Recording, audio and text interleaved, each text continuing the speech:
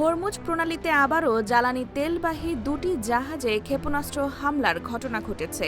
সংযুক্ত আরব আমিরাতে তথ্য অনুযায়ী এই হামলায় একজন নাবিক নিহত এবং ৮ জন আহত হয়েছেন। আহতদের মধ্যে ৬ জন ভারতীয় ও ২ জন ইউক্রেনীয় নাগরিক রয়েছেন।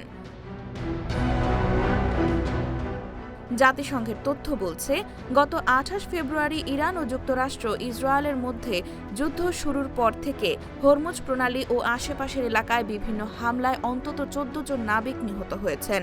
নিহতদের উল্লেখযোগ্য অংশ ভারতীয়। এর আগে ১ মার্চ দুটি পৃথক হামলায় ৩ ভারতীয় নাবিক নিহত হন। পরে ৮ মে একটি কাঠের জাহাজে আগুনের ঘটনায় আরও একজন ভারতীয় নাবিকের মৃত্যু হয়। সর্বশেষ ৯ জুন ওমান উপকূলে সেত্তে বেলো নামের একটি তেলবাহী ট্যাঙ্কারের হামলায় ৩ ভারতীয় নাবিক নিহত হন। যুক্তরাষ্ট্র দাবি করে, জাহাজটি ইরানি বন্দরের উপর আরোপিত অবরোধ অমান্য করায় অভিযান চালানো হয়েছিল। হরমুজ প্রণালী বিশ্বের অন্যতম গুরুত্বপূর্ণ জ্বালানি পরিবহন পথ। সেখানে ধারাবাহিক হামলার ঘটনায় আন্তর্জাতিক বাণিজ্য, জ্বালানি সরবরাহ ও আঞ্চলিক নিরাপত্তা নিয়ে নতুন করে উদ্বেগ তৈরি হয়েছে। IBTV USA, new York.